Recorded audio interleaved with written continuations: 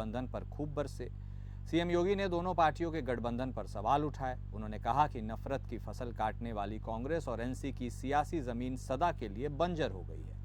आतंकवाद और अलगाववाद का मुद्दा जहां चिनाब की जलधारा में सदा के लिए विलीन हो चुका है। सीएम योगी ने कांग्रेस नेता और सांसद राहुल गांधी को कटघरे में खड़ा करते हुए कई सवाल भी पूछे।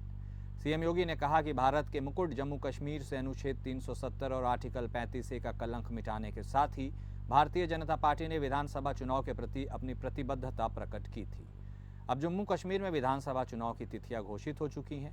ये चुनाव न केवल वहां के लोगों बल्कि लोकतंत्र में आस्था रखने वाले हर भारतीय के लिए अत्यंत महत्वपूर्ण है। दुनिया भर की निगाह इस ओर लगी हुई है। ऐसे महत्वपूर्ण चुनाव में इंडी गठबंधन का नेतृत्व करने वाली कांग्रेस ने Abdullah and sons family private limited की नेशनल कॉन्फ्रेंस के साथ गठबंधन करके फिर से राष्ट्र विरोधी मंसूबों को देश के सामने रख दिया है।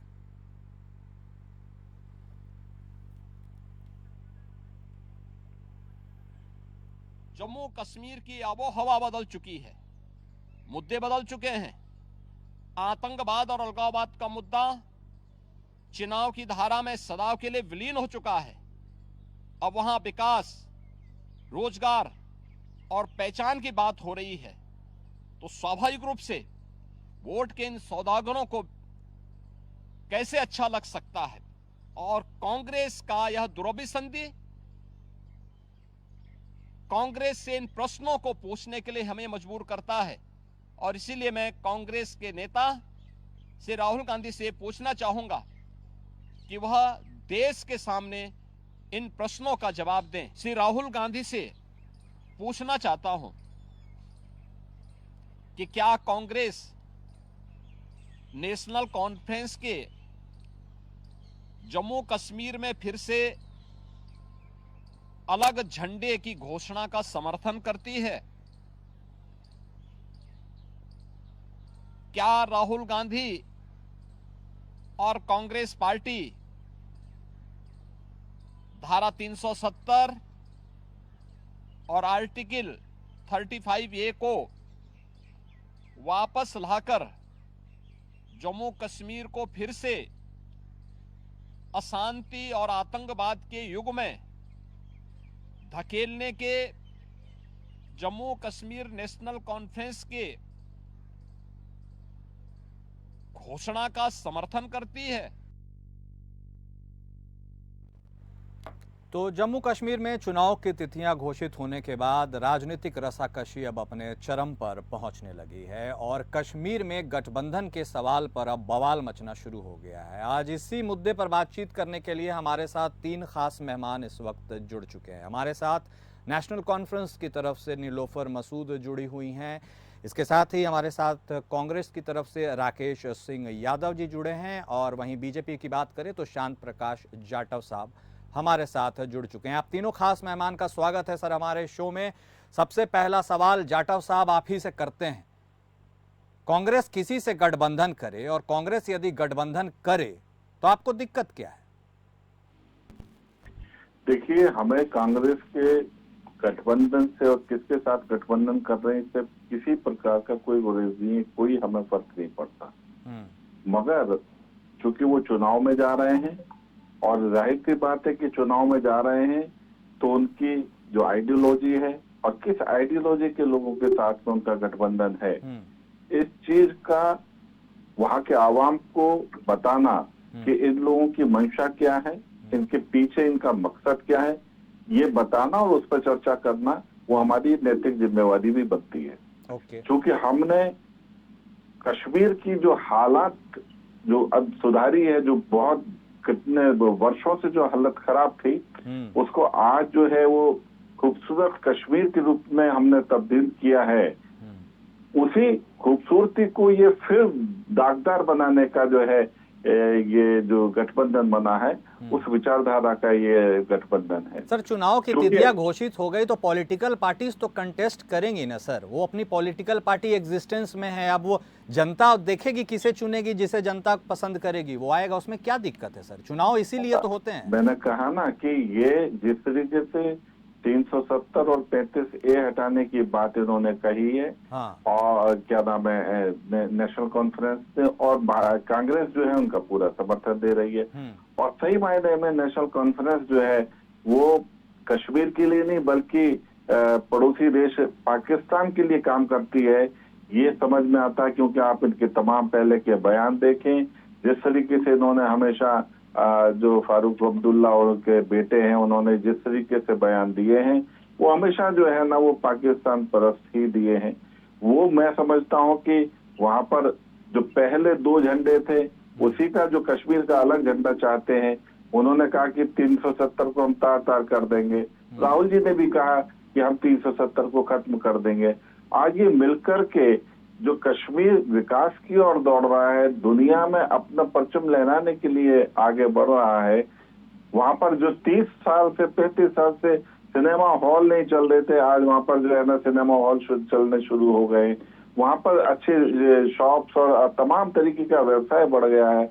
मैं समझता हूँ कि ये अगर इस प्रकार का अगर गठबंधन जो है फिर दोबारा काबिज होता है तो इसका खामियाजा जो है कश्मीर के आवाम को पुनः न झेलना पड़े। आपका मेन प्रतिद्वंदी कौन है सर जाटव साहब? आपके मेन प्रतिद्वंदी आप किसको देखते हैं, कांग्रेस, नेशनल कॉन्फ्रेंस? जो भी कश्मीर के हित का बात नहीं करेगा, जो अहित की बात करेगा, वो हमारा जो है सबसे बड़ा शत्रु है। ठीक है, काउंटर ले लेते हैं। चूंकि आपने नेशनल कॉन्फ्रेंस के ऊपर निशाना साधा है तो सबसे पहले मैं नीलोफर मसूद जी आप ही से आपकी टेक लूंगी। आपने सुना अभी जाटव साहब ने क्या कहा, बतौर बीजेपी प्रवक्ता आपको क्या कुछ कहना है? Please go ahead. Kunal ji, जो यहाँ पर बीजेपी के प्रवक्ता बैठे हुए हैं, आप उनसे बताइए कि जब इन्होंने बीजेपी के साथ अपना कोलिशन में सरकार बनाई तो उनका मैनिफेस्टो भी उनके सामने था। तो हर किसी ने कोई उंगली नहीं उठाई उन पर। हर किसी ने कहा कि चलो ठीक है, नॉर्थ साउथ को मिलाने की कोशिश की, उन्हें देखते हैं क्या करते हैं। जब उस वक्त किसी पार्टी को दिक्कत नहीं थी तो इनको क्या दिक्कत है? आज मैनिफेस्टो तो लोगों के सामने है। उस मैनिफेस्टो को देखकर ही लोग जो है वो वोट डालेंगे, तो पता चल जाएगा कि कौन किसके साथ है, कौन किसके साथ नहीं है। तो इनको कोई दिक्कत नहीं होनी चाहिए। ऐसे मुझे लगता है एक पॉलिटिकल फ्रस्ट्रेशन है जिसका शिकार इस वक्त बीजेपी है, क्योंकि उनको लग रहा है कि एक इतना अच्छा मैनिफेस्टो सामने आया हुआ है, लोग उससे आकर्षित हो रहे हैं। और उस आकर्षण की भी वजह से, क्योंकि वो जो मैनिफेस्टो है लोगों के ही सुझावों के आधार पर वो बना हुआ है। आपको मालूम होना चाहिए जब नेशनल कॉन्फ्रेंस को मैनिफेस्टो बनाना था उस वक्त उन्होंने क्लियरली कहा कि लोग अपनी सजेशन दे दें। और दूसरी बात, हर पार्टी का अपना अपना मैनिफेस्टो होता है। जब कोलिशन हो जाता है तो एक कॉमन मिनिमम प्रोग्राम के तहत कुछ नियम भी रखे जाते हैं, कुछ टर्म्स एंड कंडीशन भी रखे जाते हैं। तो वो टर्म्स एंड कंडीशन जो है वो सबके सामने आ जाएंगे। किन चीजों को मद्देनजर देखते हुए जो हम कोशिश कर रहे हैं कि आने वाली सरकार जम्मू कश्मीर नेशनल कॉन्फ्रेंस और कांग्रेस की है या लाइक माइंडेड जो लोग हैं वो इससे जुड़ना जो चाहते हैं उनकी को, तो उन सब चीजों को मद्देनजर रखते हुए ही एक कॉमन मिनिमम प्रोग्राम आ जाएगा। इनको कहिए पेशेंस रखते तो आने वाले दिनों में वो भी इनको पता चल जाएगा। Okay, point taken. Rakesh Singh Yadav साहब, बीजेपी के सवालों से आपको क्या तकलीफ है? राजनीतिक प्रतिद्वंदिता है, सवाल तो वो पूछेंगे, लेकिन जवाब जनता को देना है। आप उनके सवालों का क्या काउंटर करना चाहते हैं? और आपने दोनों लोगों को सुना, आप भी कुछ कहना चाहते हैं तो कहिए। देखिए, सबसे पहले बीजेपी को आरोप लगाने के पहले ये बताना चाहिए कि पीडीपी से उन्होंने जब तालमेल किया था किस आधार पे किया था, कौन सी राष्ट्रभक्ति थी, कौन सी देशभक्ति। दूसरी बात, जो बार बार ये नेशनल कॉन्फ्रेंस के बारे में बोल रहे हैं कि वो पाकिस्तान परस्त है, पाकिस्तान के संबंध में बयान दिए, एक भी बयान फारूक अब्दुल्ला जी का या उनके पुत्र का पता लीजिए जो पाकिस्तान के पक्ष में उन्होंने दिया है। वो पूरा खानदान देशभक्त रहा है, शुरू से वह नेशनल कॉन्फ्रेंस में देशभक्ति के लिए काम किया, राष्ट्र के साथ जुड़े रहे हैं। जब इसलिए आरोप लगाना कि आप चुनाव हार रहे हैं, वहाँ की आवाम आपको पसंद नहीं करती, जो नफरत आपने फैलाई है, जो आपने कोशिश की है कि वहाँ की जनता को दबाव बना के बीजेपी के पक्ष में किया जाए, वो नहीं हो पाया है। तो आज इस गठबंधन से आपको परेशानी हो रही है, जबकि कॉमन मिनिमम प्रोग्राम अभी जारी नहीं हुआ है। जब जारी होगा तो इनके सारे सवालों के जवाब भी मिल जाएंगे, तो डरने की क्या जरूरत है? आप चुनाव में उतरिए ना, आप फेयर हैं, आपने बहुत अच्छा काम करा, बॉर्डर डेवलपमेंट करा, सिनेमा हॉल चालू हो गए हैं, आतंकवाद कार्रवाई खत्म हो गई है, सब कुछ हो गया है, तो आपकी सरकार तो बनना चाहिए ना, घबरा क्यों रहे हैं? आप लड़िए। आप क्यों गठबंधन पे सवाल उठा रहे हैं? आप तो बोल रहे हैं ना कि वो गठबंधन देशभक्त नहीं है, वो नहीं जीतेगा, तो डर क्यों है, खौफ क्यों है? खौफ इसलिए कि आपने कश्मीर को जिस नफरत की आग में झोंका, जिस तरीके से ये इन सालों में बर्बाद करा, वो करोड़ों अरबों रुपए सेना पे खर्च करके आपने बिना वजह वहां जो दबाव फैलाया, आतंकवाद जो समाप्त हुआ तो सेना की वजह से हुआ, किसी नेता की वजह से नहीं हुआ, लेकिन जो जिस तरीके से सारी कार्रवाई की गई, जनता को विश्वास में नहीं लिया गया, उससे जो नफरत फैलाई गई, उससे सबको आपत्ति है, पूरे देश को आपत्ति है, उस आपत्ति के आधार पर ही वोट होगा और एक देशभक्त सरकार वहां चुन के आई। ओके जाटव साहब, आप माहौल तो बना लेते हैं, लेकिन एक वाजिब सवाल तो आया है आपके कोर्ट में भी, उसका जवाब तो आपको देना होगा, बच नहीं सकते हैं। 2015 में आपने भी तो पीडीपी के साथ गठबंधन किया ही था ना, 2016 में भी हुआ। आखिर राजनीतिक जो थ्रोन है उसको, उसके ऊपर काबिज होने के लिए आपने भी तो कॉम्प्रोमाइज़ किया, कॉमन मिनिमम प्रोग्राम बनाए, कॉमन एजेंडा के तहत काम किया। तो पीडीपी आपके लिए पार्टी ओके है? देखिए, पीडीपी के साथ में आपने जो गठबंधन किया वो उसकी आइडियोलॉजी के साथ में हम तालमेल रखते हैं, ऐसा नहीं, इस कारण से नहीं, बल्कि हमें जम्मू कश्मीर में अपना वहां पर सरकार बना करके और वहां के सिस्टम को समझना था। हमने उस सिस्टम को समझा उनके साथ में। किस तरीके से आप ये मान करके चले कि अगर किसी बीमारी का इलाज करना है, सर मतलब आप किसी से भी हाथ मिला लेंगे जिससे आपकी विचारधारा नहीं मिलती है। हाँ नहीं, सुन ही रहे हैं, आपने मेरी बात सुनी क्या? हाँ बताइए, कंटिन्यू प्लीज। किसी बीमारी का इलाज करने के लिए हमें कड़वी गोली खानी पड़ती है। अच्छा। ठीक इसी तरीके से हमने कश्मीर का इलाज करना था और इसलिए हमने पीडीपी के साथ में गठबंधन करके वो कड़वी गोली खाई, क्योंकि हमें कश्मीर का इलाज करना था और हमने इलाज कर दिया और उसके सुखद परिणाम हमारे लालच में आपने किया था, कड़वी गोली तो बनाई थी। वाह सर, मतलब आपके हिसाब से कश्मीर बीमार था और बीजेपी ने कश्मीर का इलाज किया है। हाँ बताइए। बीमार कर दिया है, वो कड़वी गोलियां आप पूरे जम्मू कश्मीर के लोगों को दी थी। आप लोगों ने किस तरीके से सेना के हाथ में, आप तो पूरे नेशनल मीडिया में एक्सेप्ट कर रहे हैं कि आपने दूसरे लोगों का इस्तेमाल किया है। बिल्कुल किया और आपने पूरे कश्मीर को बर्बाद किया। हम इसको बिल्कुल कर रहे हैं। एक मिनट यादव साहब, एक मिनट। कश्मीर का इलाज करना था तो कश्मीर के बीच में कश्मीर देश से अलग नहीं है, वहाँ देश की जनता का इलाज आप करेंगे। ओके ओके ओके राकेश, एक मिनट, नीलोफर मसूद एक मिनट। ओके राकेश सिंह यादव, तो एक तरह से कश्मीर का इलाज करना था बीजेपी को, इसलिए इसे आप एक सर्जिकल स्ट्राइक की तरह भी देख सकते हैं। ये तो बीजेपी की आतंकवादी कार्रवाई है। हाँ। इसको मैं देश के संविधान पे हमला बोलूंगा, तो संविधान के तहत बात नहीं कर रहे हैं और ये बोल रहे हैं कि हम आतंकवादियों के साथ मिलकर इलाज कर रहे हैं कश्मीर का। ये तो गजब की बात हो गई बीजेपी प्रवक्ता की, ये तो पूरे चुनाव को टर्न आउट कर दिया। आ रहे हैं नीलोफर जी आपके पास। हाँ बताइए नीलोफर जी, क्विक रिएक्शन। हम करे तो पाप, ये करे तो पुण्य। तो पुण्य के लिए इन्होंने तो, मुझे लगता है आज ब्रेकिंग न्यूज होनी चाहिए कि लोगों का इस्तेमाल किया है अपने ग्रीड और मकसद के लिए और पावर हासिल करने के लिए, तो इसने एक्सेप्ट कर किया। और यहाँ पर जम्मू कश्मीर के वासी और ना ही जम्मू कश्मीर बीमार था, बल्कि आज आपने उसको बीमार कर दिया है। यहाँ के लोगों के जज्बात और एहसास थे, उनको सबको खत्म करके रोज करके आप हुकूमत करते रहे। आपके सामने 10 सालों में आपने जम्मू कश्मीर को कहाँ लाया? जम्मू कश्मीर में ना अधिकार है। हाँ एक मिनट जाटव साहब, एक मिनट, उनको कंप्लीट करने दीजिए, फिर आपके पास आते हैं। एक मिनट यादव साहब, नीलोफर जी को कंप्लीट करने दीजिए, फिर हम रिएक्शन लेंगे। हाँ प्लीज कंटिन्यू। जम्मू कश्मीर ऐसी रियासत थी जिसने जो डेवलप्ड स्टेट गुजरात माना जाता उसको भी पीछे छोड़ दिया था। डेवलपमेंट में इसका कोई मुकाबला नहीं था। यहाँ के अनएम्प्लॉयमेंट रेट जो इतनी ज्यादा नहीं आज है, बल्कि अंडर कंट्रोल थी। टूरिज्म भी चल रहा था। 2014 के आंकड़े देख लीजिए, 1 करोड़ को क्रॉस किया था उस वक्त उन हालातों में, और हालात बिल्कुल अच्छे थे। जम्मू बिल्कुल पीस के साथ 20 सालों से कोई ऐसी आतंकवादी की कोई घटना नहीं हुई थी। लेकिन आप देख लीजिए okay okay okay, point taken Nilofar Masood.